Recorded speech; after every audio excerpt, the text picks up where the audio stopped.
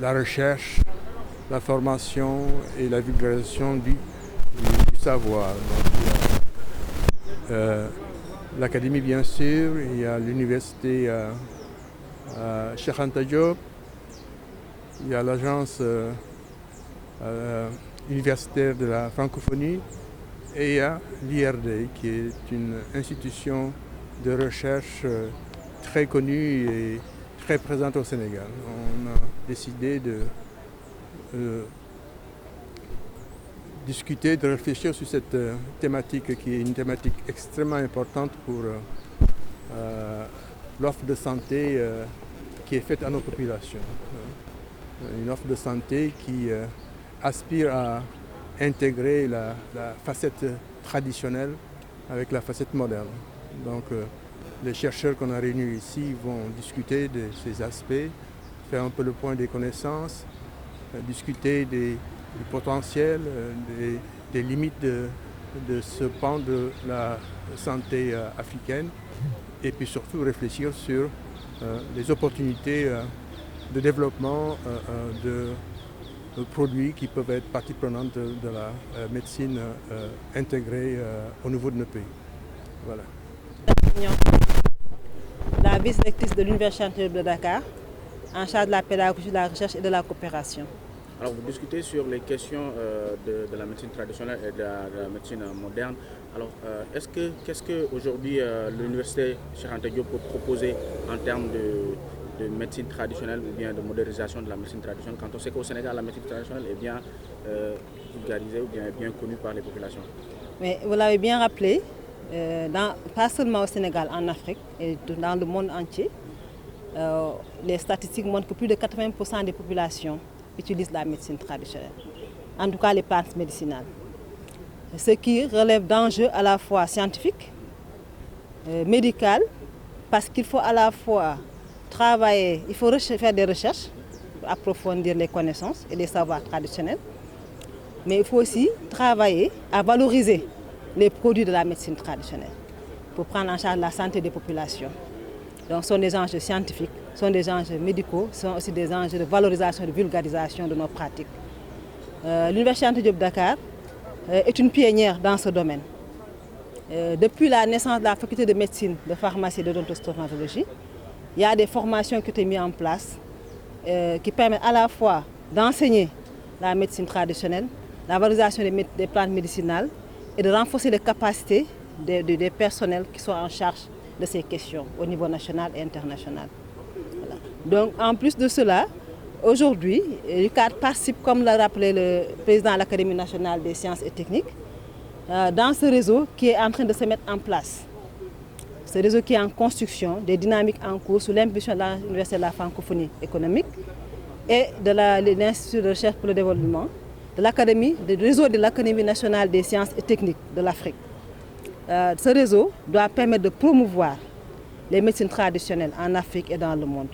Et l'UCAD, le recteur l'a réaffirmé, compte quand même y jouer sa partition. Et en termes de formation, en termes de recherche, d'innovation et de vulgarisation de ces médecines traditionnelles.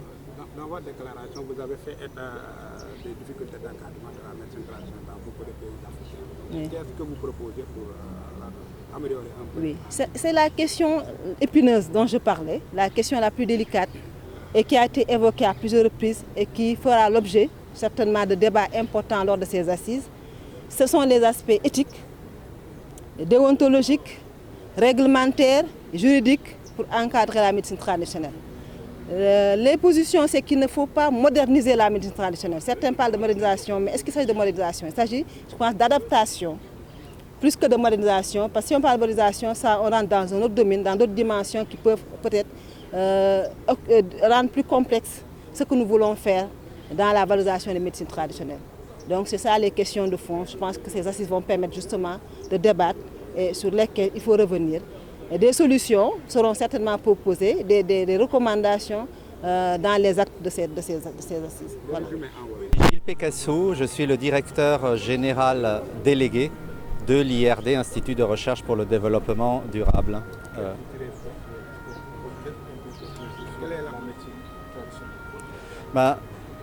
Pour plusieurs raisons. La première, c'est que je dirais il y a un mouvement international émergent qui s'intéresse de plus en plus à la médecine traditionnelle. L'OMS a fait un sommet sur ce sujet et il est important que les États africains fassent entendre leur voix. D'autres régions du monde sont peut-être plus en avance. Je pense à l'Inde, la Chine, l'Amérique latine aussi avec l'Amazonie. Et je pense que la voix africaine a des choses à dire et nous sommes en tout cas très heureux de pouvoir faire partie de cette belle initiative de nos partenaires sénégalais et content qu'ils nous aient invités. Quel sera le rapport de l'IRD par rapport à la médecine traditionnelle? C'est l'autre intérêt, c'est-à-dire que la médecine traditionnelle pose des questions difficiles, complexes à des scientifiques, et nous sommes avant tout des scientifiques, et ces questions sont difficiles, mais il faut se les poser parce qu'elles sont difficiles.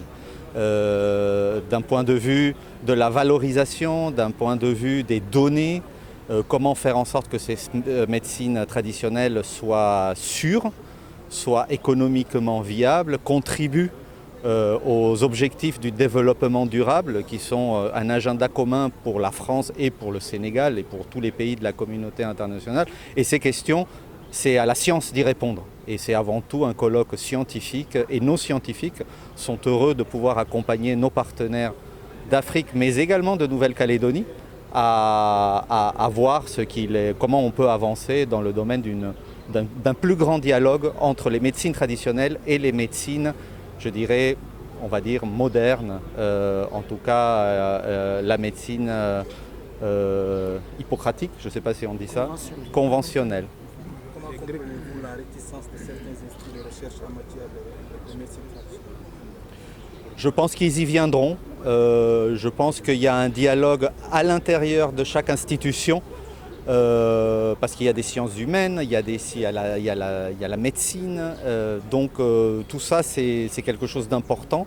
Il faut aussi donner le temps aux données et à la méthode scientifique de valider certains éléments de la médecine traditionnelle. Tout ça, ça prend du temps, ça ne se décrète pas.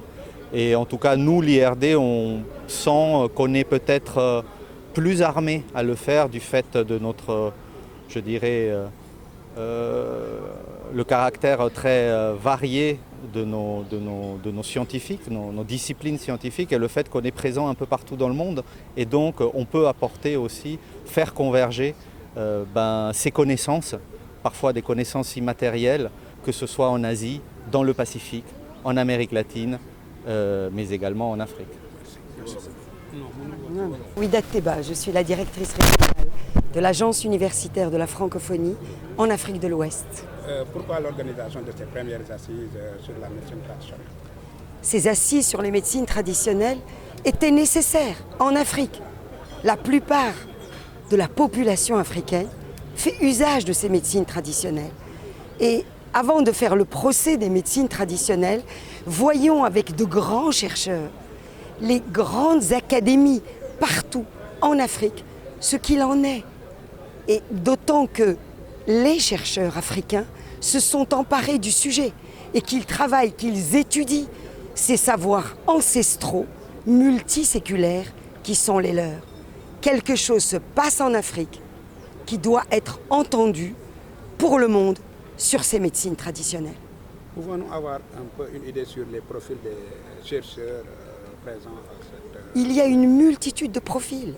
Il y a des gens qui viennent de la médecine, de la pharmacie. Il y a aussi des chimistes, des biologistes. Et il y a également, évidemment, les sciences humaines et sociales qui sont au cœur de cela. Et ils viennent de toute l'Afrique. Quels sont les objectifs visés au terme de cette... L'objectif, il est multiple. On a d'abord un objectif de plaidoyer pour donner la plus grande visibilité à ces savoirs africains, à ces savoirs endogènes de l'Afrique, qui sont l'histoire, la mémoire de l'Afrique. Mais il y a aussi un plaidoyer pour que la science s'empare de ce sujet et que l'Afrique contribue à ce que l'on appelle, c'est un grand débat planétaire, le One Health, replacer l'homme au cœur de cette question de la santé. Le rôle de l'AIF, l'organisation de ces assises. Pardon ? Le rôle de l'AIF. Le rôle de l'AIF est un réseau, le plus grand réseau d'universités au monde. Nous sommes à côté de nos partenaires. La volonté venait de nos partenaires que l'on voyait travailler partout en Afrique sur ce sujet. Donc l'AIF, avec l'accompagnement de l'IRD, se met à l'écoute du réseau des académies des sciences d'Afrique et avec leur tête et à leur tête l'Académie des sciences et techniques du Sénégal pour réfléchir ensemble à un grand projet qui va mobiliser les chercheurs, nous l'espérons, les ministères pour aller de l'avant sur la contribution de l'Afrique au One Health.